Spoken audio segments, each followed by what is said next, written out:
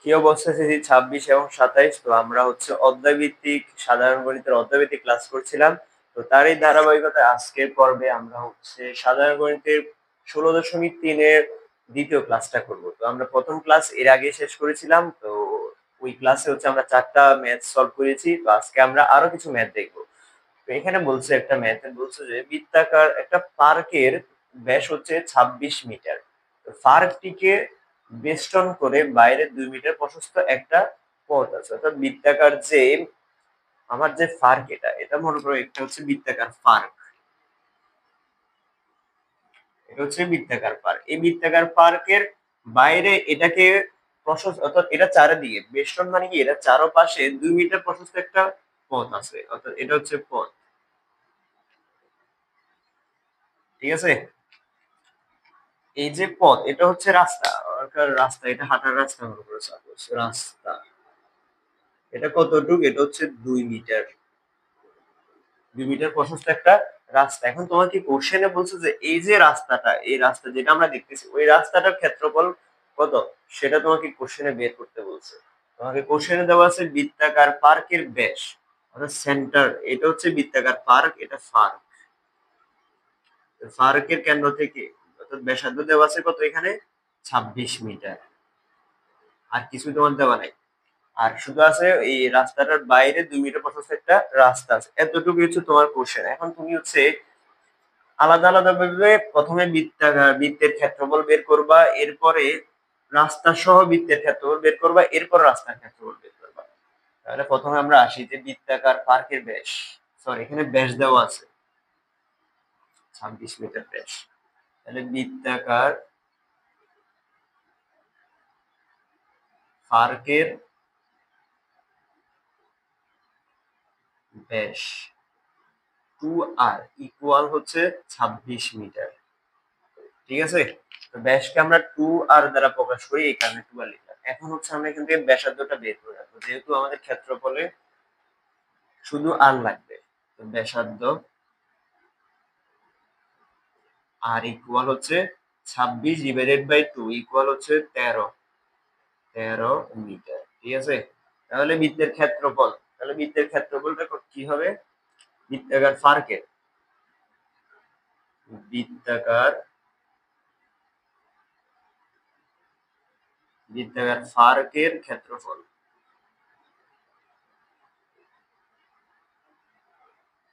বৃত্তাকার পার্কের ক্ষেত্রফল ফাই আর স্কয়ার। তাহলে ফাই এর মান 3.1416 ইনটু হচ্ছে আর হচ্ছে 13 তাহলে 13 স্কয়ার। এখানে তাহলে ক্যালকুলেশন করে দিলে এখানে মানটা চলে আসতেছে।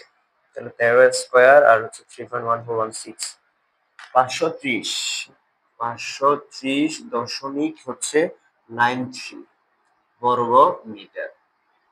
তাহলে এটা আমরা কার মান বের করলাম এটা হচ্ছে আমাদের এই যে বৃত্তাকার যে পার্কটা আছে ওই পার্কের ক্ষেত্রফল বের করছি। এখন আমরা বের করবো হচ্ছে যে এই যে বৃত্তাকার পার্কের বাইরে যে রাস্তাটা আছে অর্থাৎ পথ ওই পথ সহ বৃত্তাকার এই পার্কের ক্ষেত্রফল বের করবো। এখন আমরা লিখবো যে আবার পথ সহ পার্কের ব্যাসার্ধ। খেয়াল করো এখানে তোমাকে কোশ্চেনে একটা হিন্টস দেওয়া আছে বলছে যে বৃত্তাকার বাইরে 2 মিটার প্রশস্ত একটা রাস্তা আছে বৃত্তাকার পার্কের বাইরে।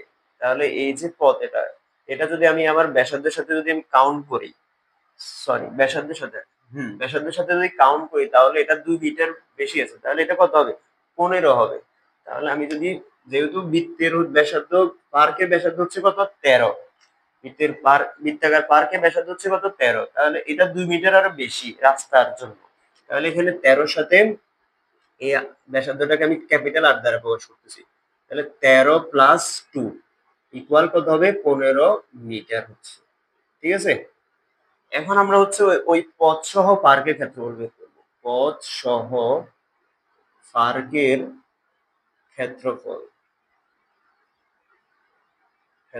ইকুয়াল হচ্ছে তাহলে ফাই আর স্কয়ার। তাহলে ফাই হচ্ছে 3.1416 আর আর হচ্ছে 15 তাহলে 15 স্কয়ার। তাহলে এখানে আমরা মানটা পেয়ে যাচ্ছি জাস্ট ক্যালকুলেশন বসাইলে হয়ে যাচ্ছে। এখানেও মানটা আসতেছে হচ্ছে 706.86 বর্গ মিটার। তাহলে আমরা হচ্ছে বৃত্তাকার পার্কের ক্ষেত্রফল বের করলাম, দেন হচ্ছে পথ সহ বৃত্তাকার পার্কের ক্ষেত্রফল। এখন আমাদের জাস্ট রাস্তার ক্ষেত্রফল। তুমি চিন্তা করো, তুমি হচ্ছে রাস্তা সহ হচ্ছে পুরো পার্কের ক্ষেত্রফল জানো, বৃত্তাকার পার্কের ক্ষেত্রফল জানো। এখন তুমি যদি এটা থেকে এটা বিয়োগ দাও, তাহলে হচ্ছে এই যে রাস্তা যেটা আছে, পথ যেটা আছে, ওইটার ক্ষেত্রফল বের করতে পারবা। তো সুতরাং পথের ক্ষেত্রফল পথের ক্ষেত্রফল সমান সমান 706.86 মাইনাস 530.93 বর্গ মিটার। তাহলে এটা থেকে এটা বিয়োগ দিলে হয়ে যাচ্ছে, মাইনাস হচ্ছে 530.93। তাহলে আনসারটা আসতেছে 175.93, 175.93 বর্গ মিটার। এটা হচ্ছে এই যে রাস্তা যেটা আছে, ওই রাস্তাটার ক্ষেত্রফল। ঠিক আছে, আশা করি তোমাদেরকে ম্যাথটা বুঝাতে পেরেছি। একটু ভালো করে সবাই মনোযোগ সহকারে ম্যাথটা দেখো।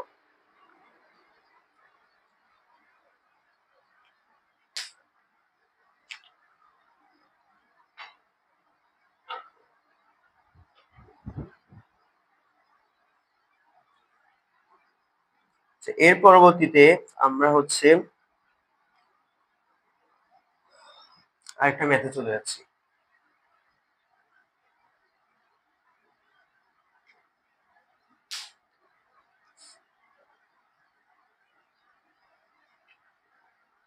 এই রিলেটেড ম্যাথ গুলো আমাদের করা শেষ। এর আগের ক্লাসে আমরা হচ্ছে বৃত্তের এই রিলেটেড আরো 4টা ম্যাথ করেছি। এখন হচ্ছে আমরা একটু ভিন্ন ধর্মী ম্যাথ করব।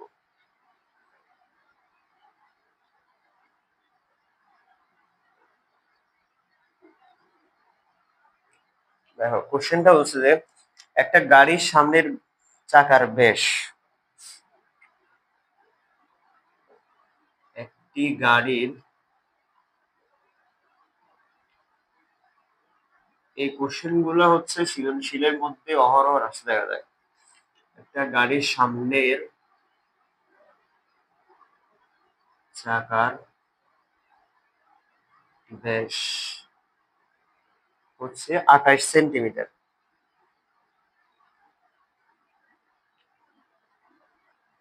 এবং পিছনের চাকার ব্যাস হচ্ছে 35 সেন্টিমিটার। এখন বলছে যে 88 মিটার পথ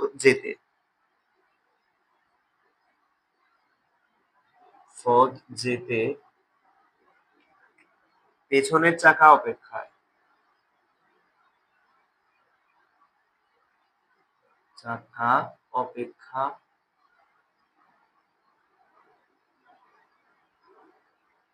সামনের চাকা, পেছনের চাকা অপেক্ষা সামনের চাকা কত কত পূর্ণ শূন্য কত বার বেশি ঘুরবে।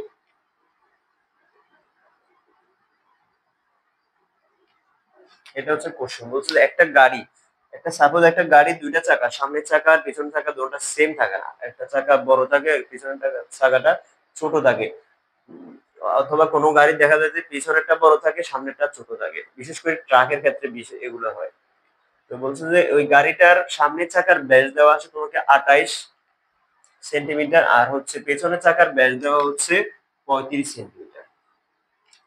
এখন বলছে যে একটা রাস্তা হচ্ছে একটা ডিস্টেন্স দেওয়া আছে, বলছে 88 মিটার পথ যেতে, ওই পথ যেতেই পেছনের চাকা অপেক্ষা সামনের চাকা কতবার বেশি ঘুরবে সেটা তোমাকে বের করতে বলছে। ঠিক আছে, আচ্ছা চাকাটা হচ্ছে কিরকম বৃত্তাকার, একটা চাকা থাকে কিরকম বৃত্তাকার থাকে। ঠিক আছে, এটা হচ্ছে ছোট চাকা আর এটা হচ্ছে বড় চাকা, দুইটা চাকা। সরি, এটা শূন্য হয়ে যায়। এটা হচ্ছে বড় চাকা আমাদের। ঠিক আছে, এই দুইটা চাকা, এই চাকাগুলোর ব্যাস দেওয়া আছে। এখন তোমাকে বলছে 88 মিটার পথ। তাহলে 88 মিটার পথ যেতে হলে প্রত্যেকবার একবার একবার এই চাকাগুলো কি হবে, এভাবে ঘুরবে। একবার ঘুরা মানে কি 2πr ঘুরা, অর্থাৎ একবার ঘুরলে হচ্ছে তার পরিধির সমান দ্রুত দিক করবে। অর্থাৎ সে যদি এভাবে করে একবার করে চাকাটা একবার ঘুরে, তাহলে সে কতবার ঘুরছে সেটার মাপ হচ্ছে 2πr, অর্থাৎ সে কত ঘুরছে যে সেটার দৈর্ঘ্যটা সেটা হচ্ছে 2πr। এখন আমরা জানি না যে 88 মিটার পথ যেতে সে কতবার ঘুরবে।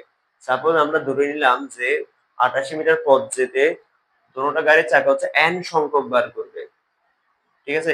তাহলে আমরা এটার জন্য হচ্ছে কতবার ঘুরবে, আবার বড় চাকার জন্য কতবার ঘুরবে সেটা আমাদের এখন বের করতে হবে।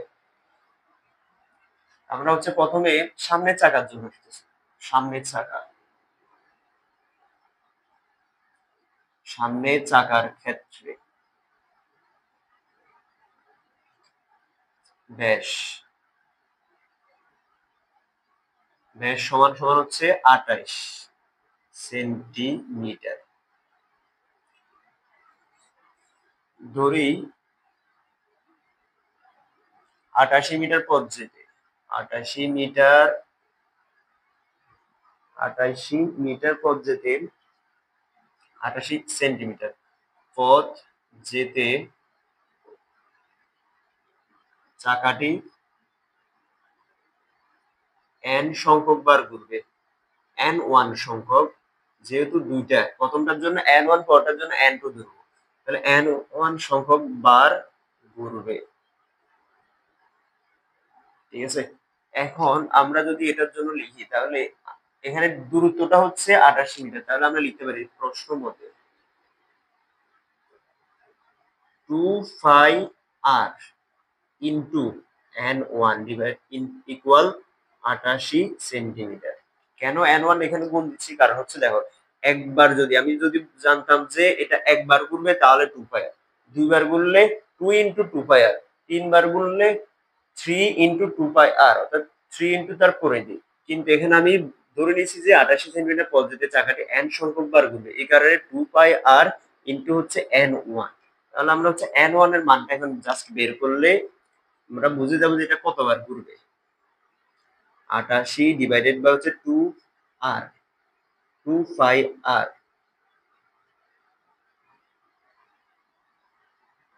তাহলে দেখো 88 আর এখানে 5 5 3.1416, আর থাকতেছে 2r, 2r মানে হচ্ছে ব্যাস, সেটা হচ্ছে কত 28।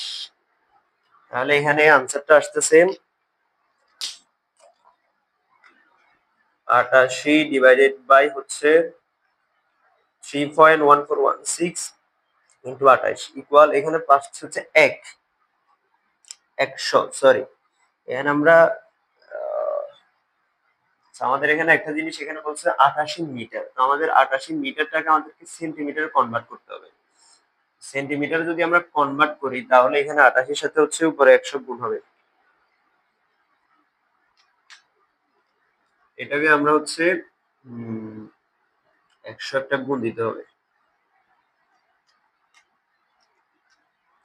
কারণ যেহেতু এটা মিটার আছে তো মিটারের থেকে আমাদের এখানে চাকার ব্যাস গুলো দেওয়া আছে সেন্টিমিটারে, তো এই কারণে আমাদেরকে মিটার থেকে সেন্টিমিটার কনভার্ট করতে হবে এটাকে। তো আমরা এখানে হচ্ছে 100 দিয়েছি, 100 দিয়ে গুণ,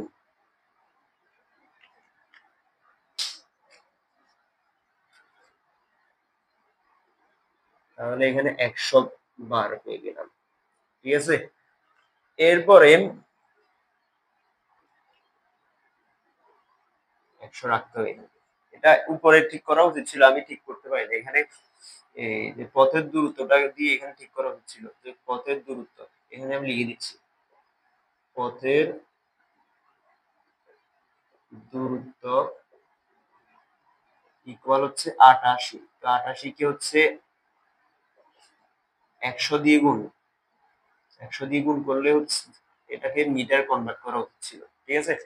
এরপরে আমরা যদি দ্বিতীয় চাকার পিছনের চাকার ক্ষেত্রে যদি আসি, পিছনের চাকা সেম কাজটা আমরা হচ্ছে পিছনের চাকার ক্ষেত্রে করব। তাহলে এটা মুছে দিচ্ছি, এখানে n1 এর মান পেয়েছি আমরা কত 100 বার। এরপর হচ্ছে পিছনের চাকার জন্য,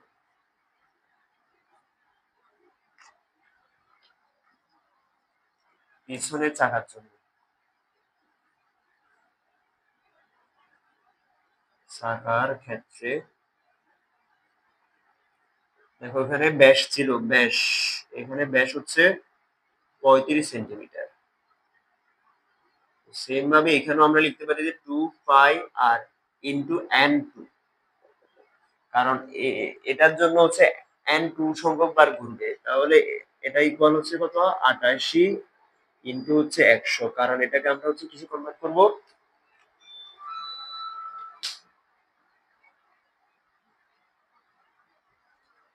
88 ইন্টু হচ্ছে 100। তাহলে এখানে যদি আমরা n2 এর মানটা বের করি, তাহলে 88 ইন্টু হচ্ছে 100 ডিভাইডেড বাই 2 পাই r। এখানে 88 ইন্টু 100, পাই হচ্ছে 3.1416 ইন্টু হচ্ছে 2r এর মান হচ্ছে 35। তাহলে এখানে ক্যালকুলেশন করে দিলে আনসারটা চলে আসবে। এই ক্ষেত্রে তাহলে আসতেছে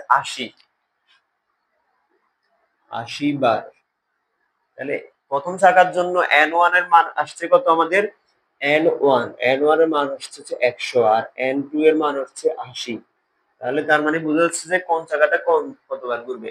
পেছনের চাকাটা হচ্ছে, বলছে এখানে পেছনের চাকা অপেক্ষা সামনের চাকা কতবার বেশি ঘুরবে, তাহলে বেশি কতবার ঘুরবে, 20 বার ঘুরবে। যেহেতু পিছন চাকা ঘুরছে 80 বার, প্রথমে n1 অর্থাৎ সামনের চাকা ঘুরছে 100 বার, তার মানে যেটা ছোট সেটা বেশি ঘুরবে, আর যেটা যেটা নর্মাল সেন্সও চিন্তা করলে বোঝা যায়, যেহেতু ছোট এটা ঘুরতে বেশি উঠতে পারবে, আর যেটা বড় এটা একটু ঘুরতে কম ঘুরতে পারবে। তো আশা করি তোমরা ম্যাথটা বুঝতে পেরেছো। তো আমাদের আজকের আলোচনা এতটুকুই থাকলো। সবাইকে আজকের ক্লাসটা দেখার জন্য অসংখ্য ধন্যবাদ জানাচ্ছি। এরপর আমরা নেক্সট ডে ক্লাসে আরো কিছু ম্যাথ সলভ করবো এখানে। তো সবাই সেই পর্যন্ত ভালো থাকো, সুস্থ থাকো। আজকের মতো এখানে বিদায় নিচ্ছি।